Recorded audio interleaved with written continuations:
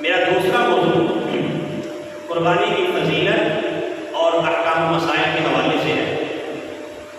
قربانی کی فضیلت قرآن اور حدیث میں وارد ہوئی ہے۔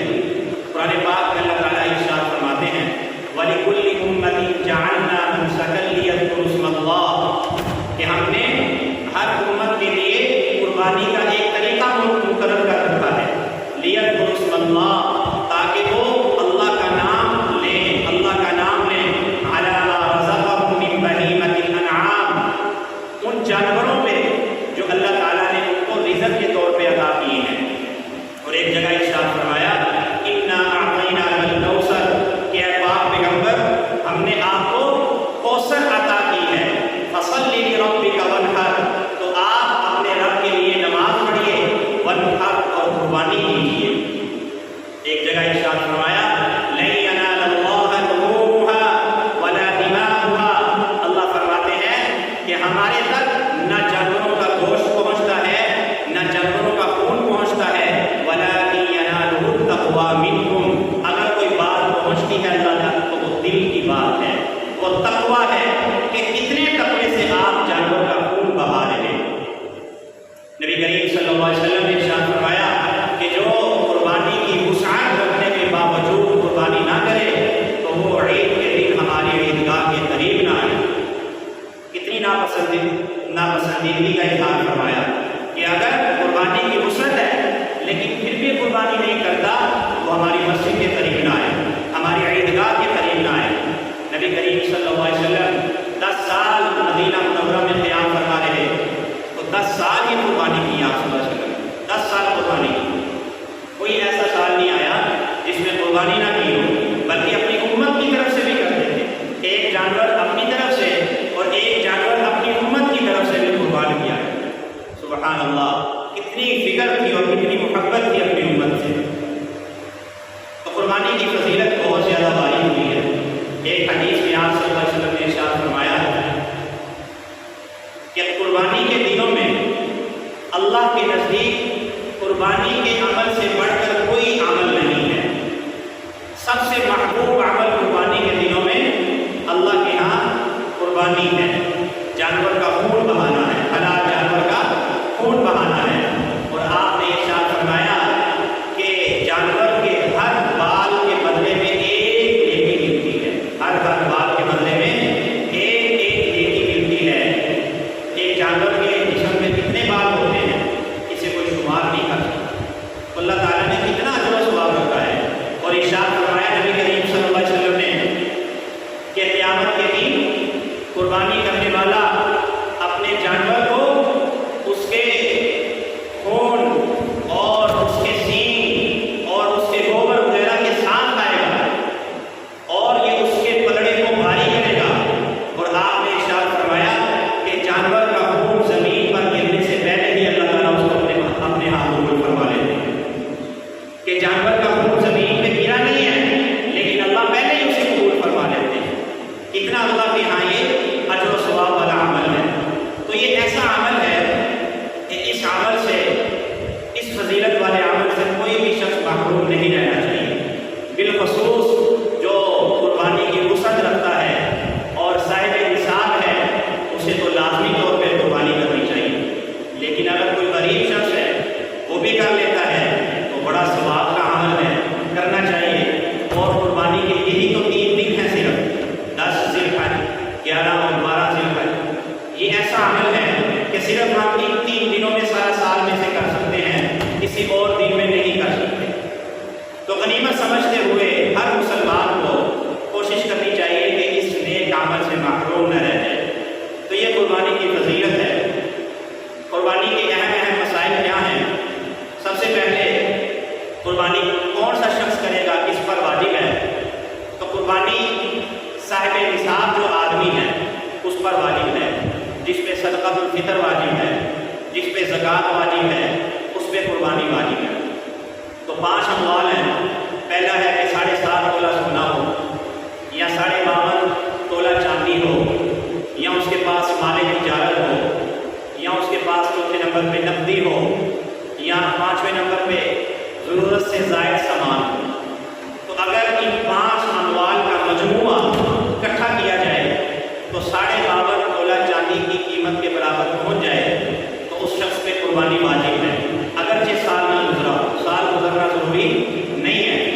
زکوٰۃ واجب ہونے کے لیے اس مال میں 1 سال گزرنا ضروری ہوتا ہے، تو ایسے مال پہ ضروری ہے۔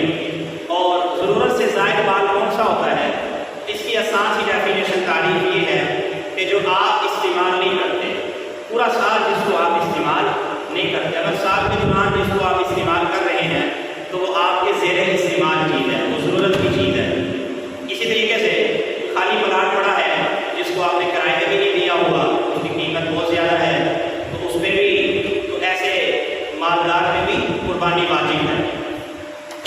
اس میں ایک شرط یہ ہے کہ اس آدمی پہ قرضہ نہ ہو، یعنی اگر اتنا قرضہ ہے کہ اگر قرضہ ادا کرے تو وہ پیچھے صاحب نصاب نہیں رہتا، اس کے پاس پیچھے مال نہیں بچتا، تو ایسے شخص میں قربانی نہیں ہے جس پہ قرضہ ہو۔ ہاں اگر اتنا مال ہے کہ قرضہ اتارنے کے بعد بھی اس کی رقم اتنی بچتی ہے کہ وہ صاحب نصاب رہتا ہے، 50-60 ہزار اس کے پاس رہتا ہے، تو ایسے شخص میں قربانی کرنا واجب ہے۔ اس میں دوسرا یہ مسئلہ ہے قربانی واجب ہے، جو حضرات کہتے ہیں کہ سنت ہے، وہ بھی کہتے ہیں سنت مؤکدہ ہے، جو واجب کے قریب قریب ہے۔ اس کی میں نے فضیلت میں احادیث آپ کے سامنے رکھی ہیں، قرآن سے بھی 2 آیات میں نے پڑھی ہیں اور احادیث میں بھی، کہ آپ نے فرمایا کہ جو قربانی کی وسعت رکھتا ہو لیکن قربانی نہ کرے تو وہ ہماری عید گاہ کے قریب نہ آئے۔ اس سے یہ بھی پتہ چلتا ہے کہ قربانی واجب ہے، اور آپ صلی اللہ علیہ وسلم نے 10 سال مدینہ میں قیام فرمایا تو ہر سال قربانی کی ہے، اس سے یہ پتہ چلتا ہے قربانی واجب ہے۔ اس میں تیسرا مسئلہ ہے کون کون سے جانور کی قربانی ہم کر سکتے ہیں، تو اس میں یہ بڑا اہم مسئلہ ہے۔ بکرا، بکری، بھیڑ، دمبا اور اونٹ، گائے اور بیل، بھینس، بھینسا بھی شامل ہے۔ بعض لوگوں کا اس میں اختلاف ہے، وہ بھینس کو شامل نہیں کرتے، لیکن اس کی وضاحت سمجھ لینی چاہیے۔ ہم سارا سال وہ بھینس کا دودھ پیتے رہتے ہیں، دہی کھاتے رہتے ہیں، گوشت بھی کھاتے رہتے ہیں، قربانی کے دنوں میں آ کے ہم یہ کہنا شروع ہو جائیں کہ بھینس کی قربانی نہیں ہوتی، یہ درست نہیں ہے۔ بھینس کا ذکر آپ صلی اللہ علیہ وسلم نے کیوں نہیں کیا؟ وہ اس وجہ سے نہیں کیا کہ عرب میں بھینس تھی نہیں، یہ عجمی ممالک میں تھی، اور اہل لغت میں، اہل عرب نے بھینس کو گائے کی ایک قسم شمار کیا ہے۔ اور مزے کی بات یہ ہے کہ عربی میں بھینس کو جاموس کہتے ہیں، اور عربی میں یہ لفظ فارسی سے آیا ہے، اور فارسی میں بھینس کو گاؤ میش کہتے ہیں، اور گاؤ میش یعنی گائے کا لفظ اس میں بھی آ گیا فارسی میں کہ گائے کی ایک قسم ہے، تو گاؤ میش سے عربی میں یہ جاموس بنا ہے تھوڑے سے رد و بدل کے ساتھ۔ تو مطلب یہ کہ عربی میں یہ لفظ فارسی سے آیا ہے، اور فارسی میں بھینس کے لیے گاؤ میش کا لفظ استعمال ہوتا ہے جس میں گائے کا لفظ ہے۔ تو اس سے بھی یہ پتہ چلتا ہے کہ بھینس یہ گائے ہی کی ایک نسل ہے، اور یہ گائے کی اعلیٰ قسم ہے، گائے کی اعلیٰ ترین قسم ہے، اور یہ بڑا کثیر دودھ دیتی ہے۔ تو یہ گائے کی قسم میں اس کو شامل کیا ہے علماء حضرات نے، اور جمہور علماء اس کو اس میں گائے ہی میں شامل کرتے ہیں، اور بھینس کی قربانی میں کہتے ہیں کہ اس میں کوئی حرج نہیں ہے، یہ جائز ہے، جیسے گائے کی، بیل کی قربانی جائز ہے، بھینس کی اور بھینسے کی بھی قربانی بلا کراہت جائز ہے۔ اس میں عمر کی حد کیا ہے، عمر کیا ہونی چاہیے؟ تو عمر اس میں اصل ہے، جو بکری ہے، بکرا ہے، اس میں 1 سال ہونا چاہیے، لیکن اگر جو بھیڑ ہے وہ 6 ماہ کا ہے، دیکھنے میں وہ 1 سال کا لگتا ہے، اس کی بھی قربانی ٹھیک ہے۔ اور اسی طریقے سے گائے، بیل، بھینس اور بھینسے میں اس کی عمر 2 سال ہونی چاہیے، کم از کم اس کی عمر 2 سال ہونی چاہیے۔ اونٹ میں کم از کم عمر 5 سال ہے، کہ 5 سال سے کم عمر والا جو اونٹ ہے اس کی قربانی جائز نہیں ہے۔ تو عمر کا یہ حساب ہے۔ چوتھا مسئلہ اس میں عائد دار جانور کے حوالے سے ہے کہ کون سا ایسا عائد ہے جس کو جانور میں شمار کیا جاتا ہے۔ اگر جانور اندھا ہے، یا جانور کی ایک آنکھ کی بینائی نہیں ہے، یا بینائی آدھے سے زیادہ، آدھی یا آدھے سے زیادہ چلی گئی ہے، تو اس کو عیب شمار کیا جاتا ہے، تو ایسے جانور کی قربانی ٹھیک نہیں ہے۔ اگر آدھے سے کم ہے، ایک آنکھ کی بینائی آدھے سے کم گئی ہے، آدھی نہیں ہے، آدھے سے زیادہ نہیں ہے، یعنی زیادہ ہے تھوڑی سی کم ہے، تو ایسے جانور کی قربانی ٹھیک ہے۔ اسی طریقے سے اگر اس کا کان کٹا ہوا ہے، اگر آدھا کان کٹا ہے یا آدھے سے زیادہ کٹا ہے، تو یہ عیب ہے، ایسے ایسے جانور کی قربانی درست نہیں ہے. آدھے سے کم کٹا ہے تو ایسے جانور کی قربانی درست ہے. اور اسی طریقے سے اگر جانور کے پیدائشی کان نہیں ہے تو کان نہ ہونا یہ عیب ہے تو ایسے جانور کی قربانی درست نہیں ہے. لیکن اگر کان چھوٹے چھوٹے ہیں کوئی مسئلہ نہیں ہے. اسی طریقے سے اگر جانور کی دھن کٹی ہے، اگر آدھے سے کم کٹی ہے تو کوئی مسئلہ نہیں. اگر آدھی دھن کٹ گئی ہے یا زیادہ کٹ گئی ہے تو ایسے جانور کی قربانی درست نہیں ہے. اسی طریقے سے اگر جانور کے پیدائشی سینگ ہی نہیں ہے تو سینگ نہ ہونا یہ ایک عیب نہیں ہے. تو جب عیب نہیں ہے تو قربانی درست ہے. اور اگر سینگ تھے ٹوٹ گئے ہیں تو ایسے جانور کی بھی قربانی درست ہے. لیکن اگر جڑ سے ہی اکھڑ گئے ہیں، ایسا گہرا زخم لگا ہے، تو اگر جڑ سے اکھڑ گئے ہیں تو پھر اس جانور کی قربانی درست نہیں ہے. اسی طریقے سے آپ نے جانور خریدا ہے اور صحیح سالم تھا، جانور کو گاڑی پہ چڑھاتے اتارتے ہوئے یا گھر میں لانے کے بعد میں اس میں ان عیبوں میں سے کوئی عیب پیدا ہو گیا ہے تو اب اس جانور کی آپ قربانی نہیں کریں گے بلکہ اس کو ذبح کریں، خود بھی کھائیں اور دوسروں کو کھلائیں. اگر آپ مالدار ہیں تو پھر آپ دوسرا جانور خرید کے ذبح کریں. غریب ہیں تو پھر آپ رہنے. لیکن اگر آپ ذبح کرنے لگے ہیں، ذبح کرتے ہوئے جب آپ لٹانے لگے، ذبح کرنے کا جب آپ نے عمل شروع کیا ہے، ذبح کے عمل کے بعد کوئی اس کی ٹانگ ٹوٹ گئی یا ان عیبوں میں سے کوئی عیب پیدا ہو گیا تو اس کو ذبح کے عمل میں سے شمار کیا جائے گا. تو اس کو کہاں شمار کیا جائے گا کہ یہ ذبح میں صحیح ہے، یہ عیب نہیں ہوگا، کیونکہ ذبح کے عمل کے بعد اس کی ٹانگ ٹوٹ گئی ہے لٹاتے ہوئے تو اس میں عیب پیدا ہو گیا، اس کا مسئلہ نہیں ہے. اسی طریقے سے اگر آپ نے کوئی جانور خریدا ہے تو آپ کو پتہ چلا کہ یہ تو حاملہ ہے اور آپ کو پتہ نہیں تھا، آپ نے ذبح کر لیا تو اندر سے بچہ نکلا ہے. اگر بچہ زندہ ہے تو علماء فرماتے ہیں کہ اس کو بھی ذبح کر لیں. اگر دودھ والا جانور ہے، آپ نے اس کو قربان کرنے کی نیت کر لی ہے تو اس کے دودھ کو آپ نہیں پئیں بلکہ اس کو صدقہ کریں، اس کو اللہ کی راہ میں صدقہ کرتے ہیں قربانی کر.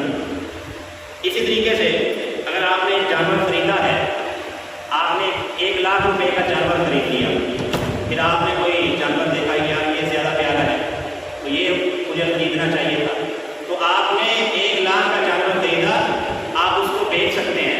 آپ نے بیچا 1,20,000 کا، تو اب آپ جو نیا جانور خریدیں گے تو وہ 1,20,000 ہی کا خریدیں گے. جو آپ کو پرافٹ آئی ہے، نفع آیا ہے، اس کو بھی آپ شامل کریں گے. اگر آپ کم قیمت کا قربانی والا جانور خریدیں تو جو زائد قیمت ہے پھر آپ اس کو صدقہ کریں گے. اسی طریقے سے اگر جانور مر گیا خریدنے کے بعد، مالدار ہے تو قربانی کرے گا، اگرچہ وہ سستا جانور خرید لے، ضروری نہیں ہے جتنا جانور آپ نے پہلا خریدا تھا مہنگا آپ اتنا ہی مہنگا خریدیں، آپ سستا جانور لے کے بھی قربان کر سکتے ہیں. لیکن اگر غریب تھا، اس کا جانور مر گیا ہے تو پھر اس کو ضروری نہیں ہے اس پہ کہ دوبارہ جانور خریدے اور قربانی کریں. اس میں ایک اہم مسئلہ ہے، میں آپ کے 1-2 منٹ زیادہ نہیں لیتا ہوں. آج ذبح کرنے کا جو طریقہ ہے، اس میں یہ بڑی اہم بات ہے کہ قربانی والے دن جو قصائی ہیں وہ سارے اس میں ہندو بھی ہوتے ہیں، سارے اس دن انہوں نے اپنا کام تیز کیا ہوتا ہے. تو آپ کوشش کریں ایسا قصائی ہو جو مسلم اور توحید پرست ہو، نبی کریم صلی اللہ علیہ وسلم کی ختم نبوت پہ اس کا ایمان ہو. اگر آپ کسی ہندو سے اس قربانی کروا لیں گے تو آپ کی قربانی نہیں ہوگی. اور اس میں یہ بھی ضروری ہے کہ چھری پھیرتے ہوئے وہ تکبیر کرے. جن لوگوں نے جانور پکڑا ہوا ہے تو وہ اونچی آواز سے تکبیر پڑھیں تاکہ جو چھری پھیرنے والا ہے اس کو یاد آ جائے. اگر تو جان بوجھ کے چھوڑتا ہے تو جانور کی قربانی درست نہیں ہے. ہاں اگر بھول گیا ہے، دل میں تھا اللہ کا نام بسم اللہ اللہ اکبر، تو قربانی درست ہے. قصائیوں کو ایک اہم ان کو بیماری ہے کہ اس دن چونکہ ان کا کام تیز ہوتا ہے تو وہ 4 بجے کاٹنے کے بعد تیزی سے جو حرام مغز ہے اس میں بھی چاقو مارتے ہیں. تو یہ جانور کو اس سے تکلیف ہوتی ہے اور یہ عمل درست بھی نہیں ہے، اس کو مکروہ لکھا ہے. اور اس کا ایک نقصان یہ بھی ہے کہ بریڈنگ تیزی سے نہیں ہوتی، گوشت میں خون چلا جاتا ہے اور خون سے ہی گوشت میں بیماریاں پیدا ہوتی ہیں. جب اچھے طریقے سے خون نہیں نکلے گا تو گوشت میں بیماری پیدا ہونے کا امکان ہے اور جانور کو اس سے تکلیف بھی ہوتی ہے. تو وہ کہتے ہیں کہ ہم نے دوسرا جانور بھی کرنا ہے تو بھئی آپ 4 بجے کاٹ لیں، خون نکلنے دیں، جیسے ایسے ہی نکلنے دیں، آپ دوسرا جانور کر لیں. تو قصائی کو آپ مجبور کریں کہ حرام مغز میں چاقو نہ ماریں، اس سے جانور